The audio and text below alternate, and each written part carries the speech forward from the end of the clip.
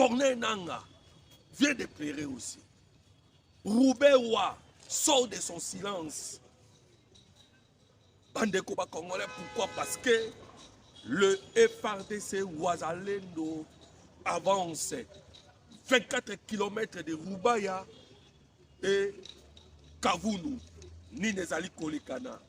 Mbote na bino surtout ba Congolais de partout. Tous en essayant de partager et le monde a bino ba actualité et surtout makambo ezali kolekana na este ya République démocratique du Congo oyo tokobeta masolo bandeko ba Congolais bande les miso tina suka toko solo la situation ezali kolekana en ce moment à l'est de la République démocratique du Congo.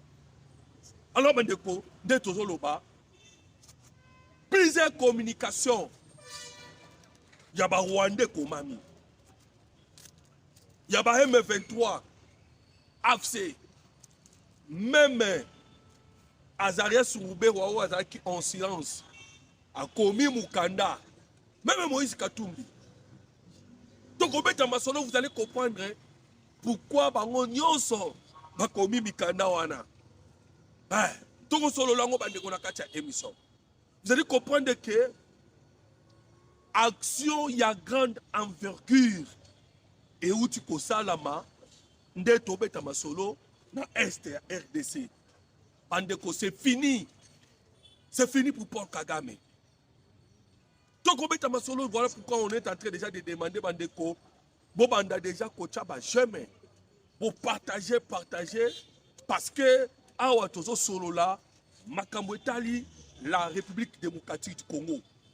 Voilà pourquoi tous ces bino déjà partager pour sécuriser votre chaîne, notre chaîne. C'est ainsi que nous demandons déjà vos actions, vos j'aime, vos commentaires, Nakatia, Masoto Kobek. Alors, Bandeko, quand on a Koloba, que le FARDC Wazalendo, Bazali continue à surprendre de Paul Kagame. Et Kagame pensait que les Américains vont couper ces sanctions. Voilà tout ce que les gens pensaient. Oh, nous sommes tous qui Koloba. Tous la sanction. Pas sanctionner Rwanda. Pas sanctionner M23. Pourquoi? Parce que ils ont continué la guerre. Ils ont qui ouvira. Donc c'est le plan B qui est activé. Plan B est activé. Je vous rappelle, Bandeko Congolais, que Donald Trump, dans la réunion au Conseil des ministres, a télémisaki le numéro 1 à SIA pour lui poser la question, lui demander Yebisangai Tokomi Wapi pour la guerre entre la République démocratique du Congo et le Rwanda. Bandeko, oui, Donald Trump, bien. Lorsque il a posé la question pour connaître la situation. Alors, cela déjà vous devez savoir que Donald Trump ou les États-Unis d'Amérique fournissent déjà des informations importantes dans la République démocratique du Congo. Et puis la guerre, pas gagner un renseignement. Quand un renseignement de Yangwa ne peut pas la force y a qu'à gagner la guerre. Alors, on comprend déjà que tant que tu as un renseignement américain, tu as un renseignement israélien parce que le président Tshisekedi a solo la Kina Israël pour la makabwetali cybercriminalité. Ou on a pour dégager les traîtres, pour dégager les infiltrés. Guerre na niveau yandako. Yamwe Salami et le monde nani na Israël au travers du Conseil national de la cybercriminalité. Pourquoi? Parce que Israël a ma casse. Mais dans le renseignement militaire, là nous avons travaillé avec les Américains. Alors qu'est-ce qui s'est passé Bandeko Congolais? Oh yo ki ndenge na uti koyebisa yo ba communiquer et bimi de partout.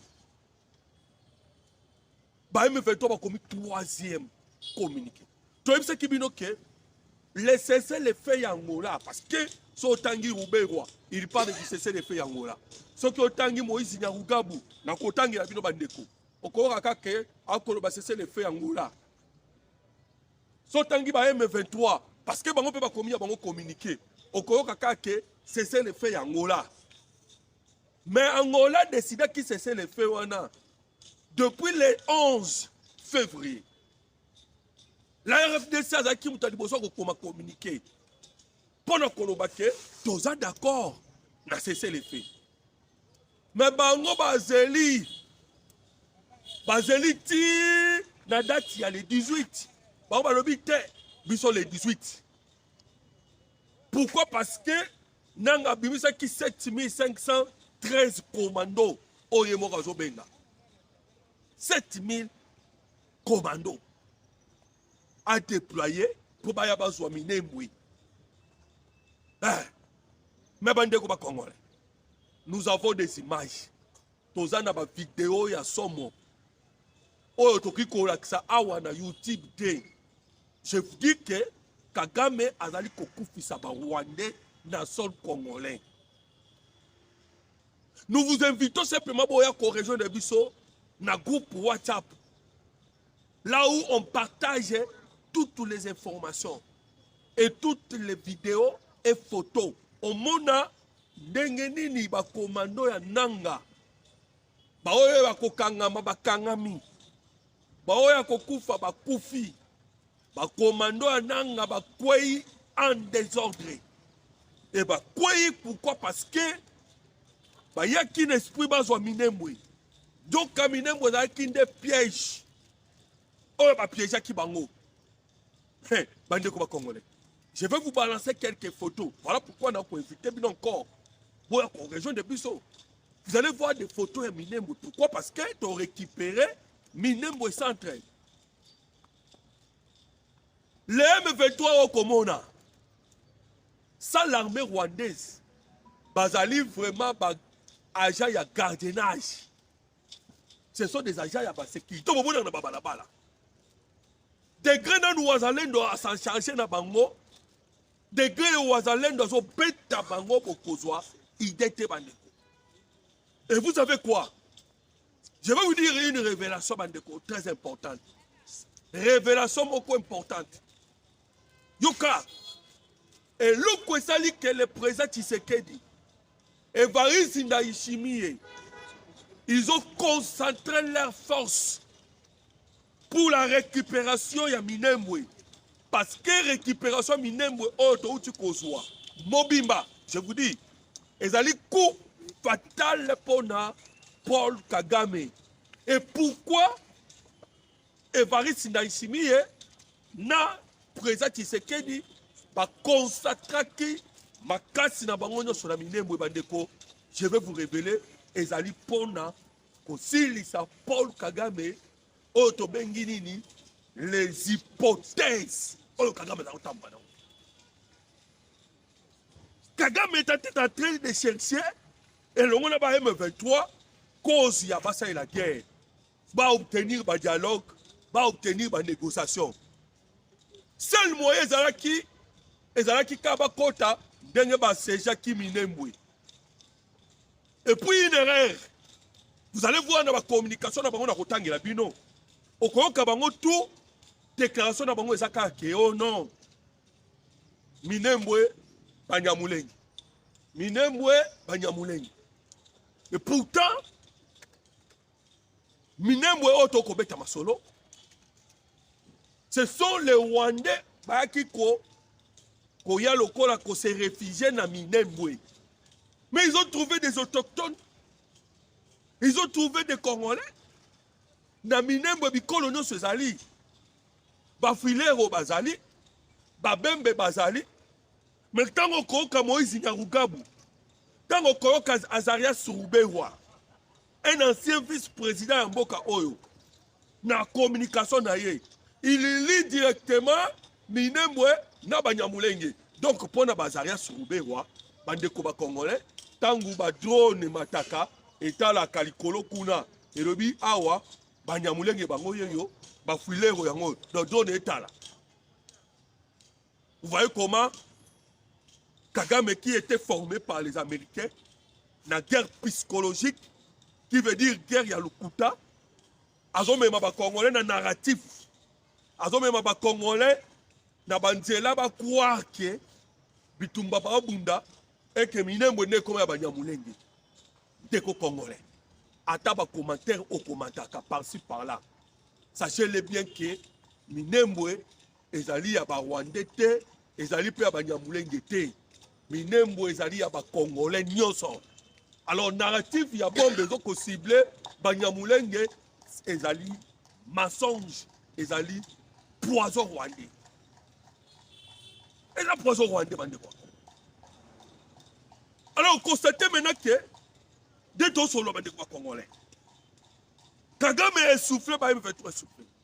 Nanga est soufflé. Soit ezate. Nzela oyo bango bakokaki kusala. Nzela oyo bango bayaki koluka. Pour que ba continuer la guerre, si ils sont chassés de Minembwe. Koto pe ba wazalendo ba kotisi esprit. Ba attaquer dans Nzela ya Ngungu.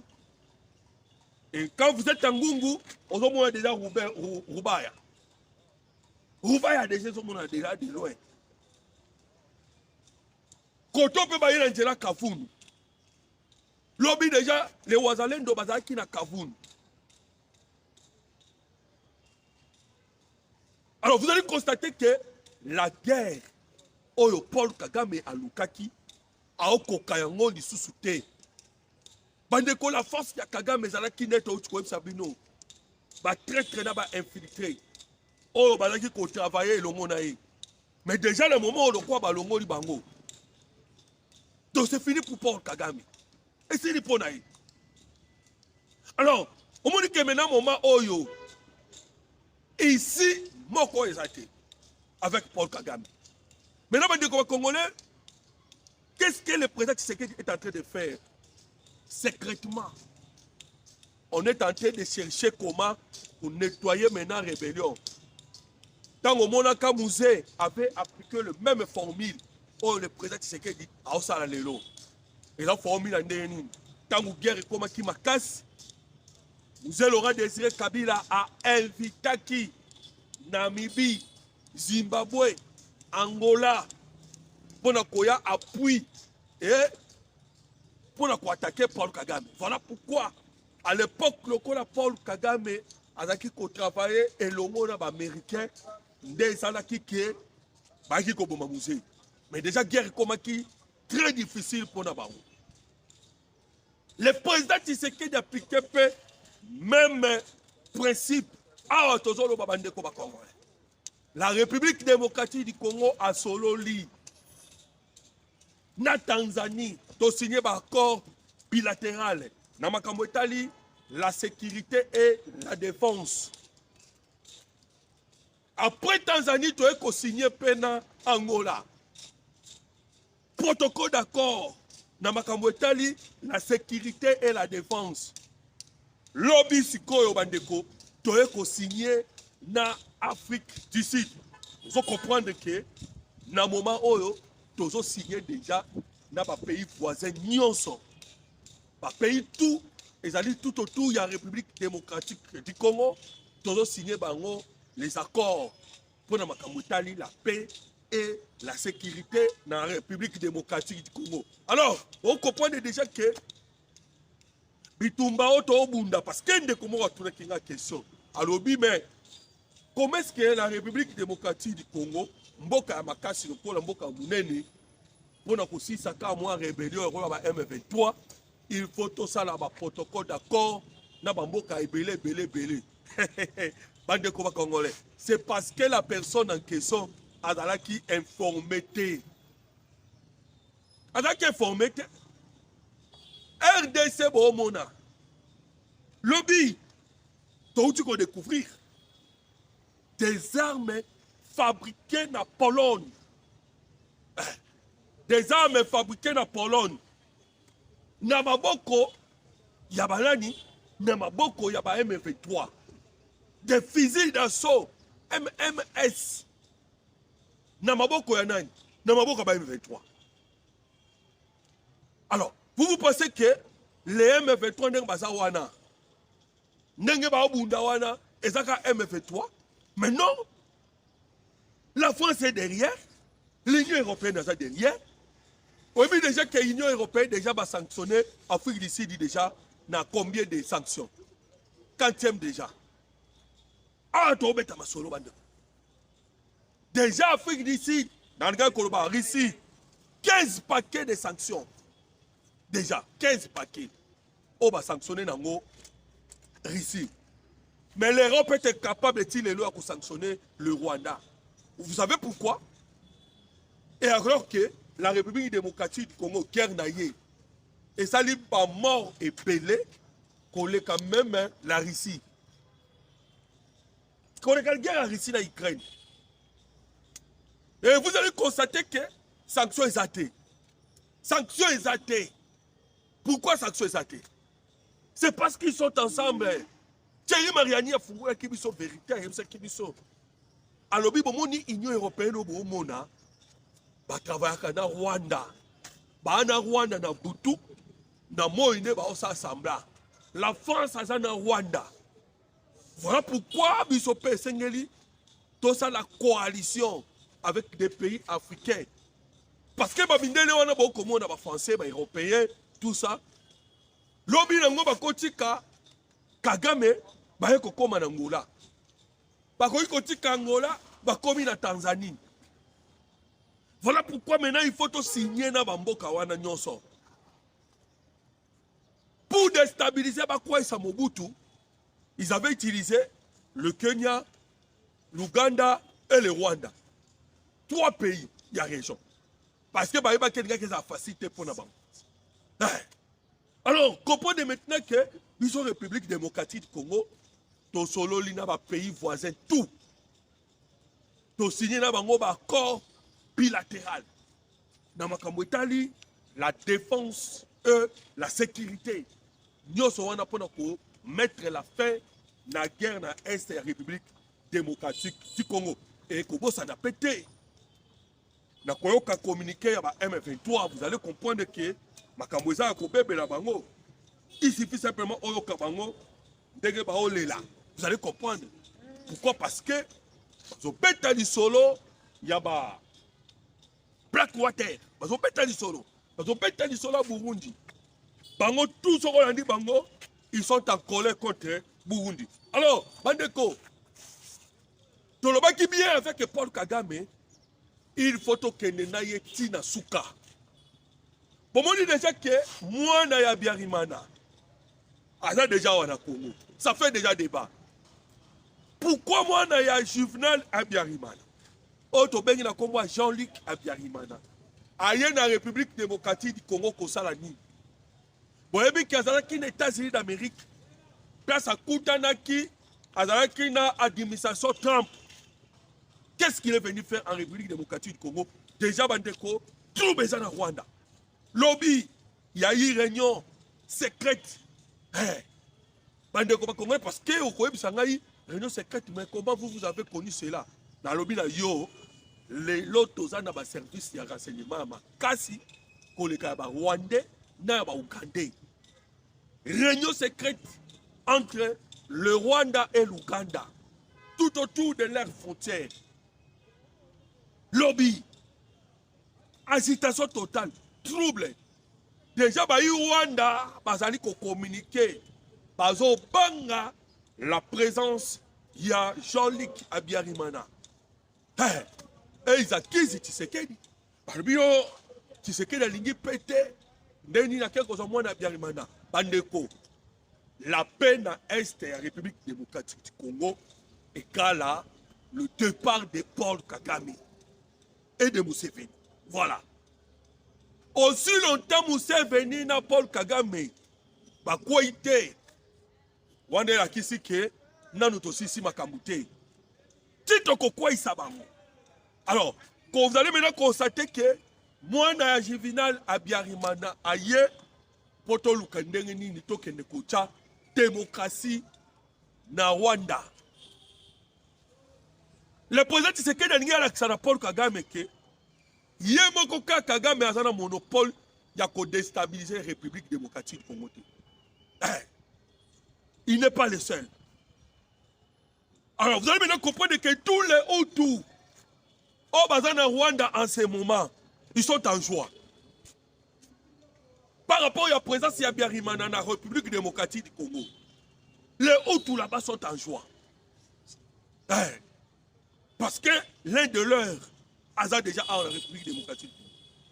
Et il veut maintenant son retour pour venger son papa. Parce que papa Naya Koufaka, c'était Paul Kagame. Paul Kagame Moutou a neutralisé papa Naya. Bandeko, je vous ai dit que ils allaient le plan B des États-Unis d'Amérique. Les Américains ont activé le plan B. Vous voyez que Kagame a voulu pour qu'il ne bloque les sanctions. Or, politique américaine, ça sous comme sanction. Politique américaine, ils allaient dire qu'il faut que Kagame ait le pouvoir.